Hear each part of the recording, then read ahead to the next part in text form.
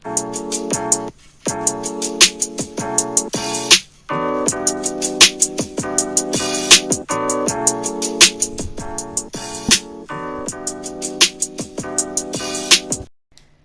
up, guys? Starkiller here. Hope you guys are having an amazing day so far. Don't forget to smash that like button and hit that subscribe button. Let's get right into the video. Now, last summer, I went to this summer learning camp. It was held at this school that was also had like a church, and basically, I wasn't that thrilled or happy to go. When I first walked in, there were multiple tables in this room, with a big stage and all of that. Now, they divided us and everyone else into two groups. I sat down at this table where three other guys were sitting, and let me just say, I wasn't the only dude who looked like they didn't want to be there. This teacher, named Miss Brown, told us to discuss some question that I don't remember, and like every table was talking about it except for us. We all just stayed silent, just sat there kind of staring at each other in kind of awkward silence. And after a while, I just thought to myself, this isn't going to be a fun experience for me. I noticed across the table a dude. He had a Chick-fil-A bag and looked pissed and depressed. His name, I would later come to find out, was Matthew. We became friends a little bit later, and I still talk to him to this day.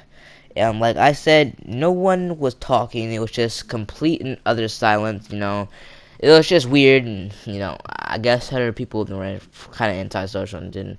Well, I can understand that because when you first meet someone, you don't really know them. You don't really have a good sense of who they are. You don't really feel like talking. So, I can understand that. Now, a little bit later, this dude walked in who was late. He sat down at our table, and after like 2 minutes, he spoke up and said, "Any of you play COD?" This sparked an interest in the table, and we started talking about our loadouts in Call of Duty and all that. After a little bit, Miss Brown told us to do this thing where we were going to act like reporters. And basically, we had to talk about why we were there and introduce each other. Now, we had no idea who each other were, and when it was our turn, we just started saying each other's names. And when they got all the way down to that kid Matthew's turn I was mentioning earlier, you know, as we turn and look at him, we just completely see this man kind of trying to inch his way farther and farther away from the stage, and Miss Brown saw this too and said, "Hey, where you going? Stay a while."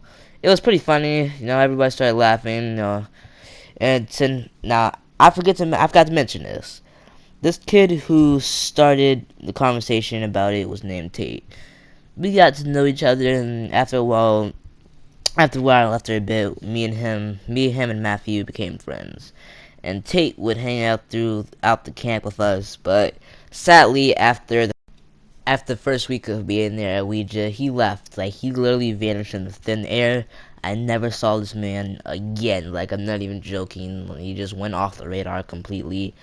Still to this day, don't know where he went or why he left. Kind of sad because he was a really cool dude. And throughout the camp though, before he left, he would hang out with us, me and Matthew, like I was saying before. Like I said, never saw him again. Vanished in thin air. Now there's another kid I noticed the first day. And for like 2 weeks, he sat in a table with three girls. His name, I would come to find out also later that his name was Caleb. Now, for a couple of days, we didn't really talk, but eventually he replaced Tate, and now it was me, Matthew, and Caleb. Now, there were different subjects, and when I was there, my favorite was English. The teacher was cool. Her name was Miss Moore, and she said I was her favorite, and that was a good thing, but it also necessarily wasn't a good thing at the same time, because I was always the first one she picked for a question. She called on me a lot, and every single time I crushed it. I gave a full Google answer, and ironically, from that point on, Miss Moore gave me a nickname Google, because I would always give Google like definitions from the top of my head. Now, I should also mention that Matthew was also given a nickname, but unfortunately for him, though, it wasn't for a good skill, or it wasn't really a good, pleasant one. He was called Matt the W. Now, I know that sounds weird, but it was given to him by a girl named Angela, and it was short for Matthew the Weirdo. You know, she was a very hyper person. Every day she would come in like she had literally 9 cups of coffee, And I swear, like, I just thought to myself, this girl's never gonna calm down, ever. And now, Matthew later comes to find out, like D'Angela, and I was given the special task of delivering that message to her. Now, I'll admit, at first it took me a while to give her the message because I was waiting for a moment to tell her when she was by herself, and that was difficult because she hung out with these two other girls. One was named Charlotte, which was her cousin, and the other one was Saxon, which was one of her best friends. I finally got the chance. I typed it on my phone and I showed it to her. Of course, she didn't believe me. You know, of all things, she didn't believe me at all. She said that the only way that she would believe me is if I had a voice recording of Matthew saying it himself, and that's exactly what I did. At the end of the day, I told Matthew what she said, and he was kind of hesitant at first to do it, but he took out his phone and recorded him saying it. I took his phone, walked over to her, and her group of girls, keyword group of girls, keep that in mind. And the first thing she said before I even played it was, "There's no way." She listened to it, and then, not even joking, she says, girl talk, and that's when the keyword group comes into play. Just like a movie, she passes the phone to every girl in that group, and they play it over and over and over again. I'm thinking to myself in my head, I feel so bad for this poor kid Matthew, bro. He has to just deal with this. And before I walked over there, I forgot to mention that he told Caleb, he was like, hurry up and have a fake conversation with me so they don't look my way and think I just look suspicious. It was kind of funny, you know. I understand, he was really nervous, you know, and I can understand that. Now, like I said, after a while they played it over and over again. She gave me Matt's phone back, and I walked back over to Caleb and Matthew. And Matthew looked really scared and nervous and worried a bit. We could hear them talking about it. I couldn't make out everything that they were saying, but I picked up one of the girls asking if she liked him back, and Angela was kind of doing the pros and cons of Matthew. Like, I could barely make out her saying, well, he is nice and kind of kind, and, you know, Matthew was still worried, you know, he was still kind of had that face on his look, he's kind of a little shaky, and like I said, I felt a little bit bad for him. Now, the next day was pretty interesting. Matt told me he was worried all night and yesterday, and he didn't really get a lot of sleep. Now, for a good portion of the day, nothing happened. It was kind of really normal and basic. But when we went out for recess, literally all the girls were chasing Angela, asking her if she liked Matt back.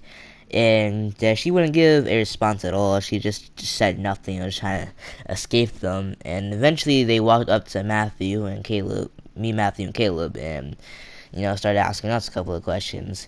Same day, she had an early dismissal, and after everyone left, when it was time to go, you know, everyone left, I forgot to mention earlier that the day I got, that exact day I got Angela's number from Matthew.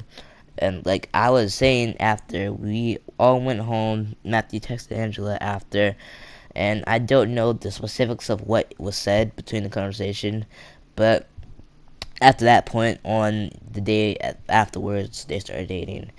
I have a warm feeling inside knowing that I was a key, important factor in this man's whole entire relationship. You know, he thanks me, which is really good, you know, nice of him, you know, that I helped start the relationship, but they broke up 3 months later. They broke up 3 months later, like not even a long period of time. It's kind of sad, but you know, later. But you know, they still talk. They're still friends and everything. You know, very kind people.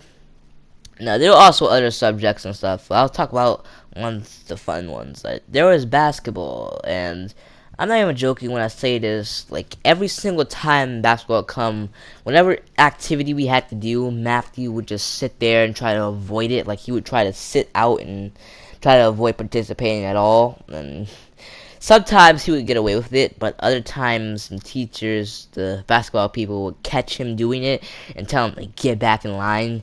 And after just a certain amount of point of time where they just see him, notice him just trying to sneak off all the time, they just had him memorized in their mind, so every single time they would know exactly who he was and exactly knew what he was gonna do and sneak away. So they would always tell him to get back in line. Like, I don't understand to this day why he never participated in anything. He said, I remember him saying that it was stupid to him, like we should be playing actual basketball games. And we did eventually play at an actual basketball player, like a game. Sorry, my bad. A little later, they have these big basketball hoops that they put outside, and we started playing games, a little later in the week, like in the last 2 weeks of the camp. And since it was outside, you couldn't exactly sneak away necessarily, but he did try to sit out at some point. Like when we were playing the game, I was outside lines, and he didn't want to play, so he just sat on the grass. And one of the coaches kind of made fun of him and just said, "Hey, since you want to sit out all the time, so you better be a cheerleader. I want to hear you full cheer for all of them. I don't want to hear you. I'm gonna have an issue." And then finally, he just sat there and just still didn't do anything. Like he was horrible cheerleader, and just eventually everybody just started making fun of him and just started saying, "Hey, Matthew, we don't hear cheering," and it was really crazy and sad. Now, Caleb was really good at basketball playing. Like he was a god. I'll say that. He was really good at it. Anyway, that's going to conclude the video for now. Hope you guys have an amazing day. Don't forget to hit the like button, subscribe, and that's the video. We'll probably do a part 2 to this later, but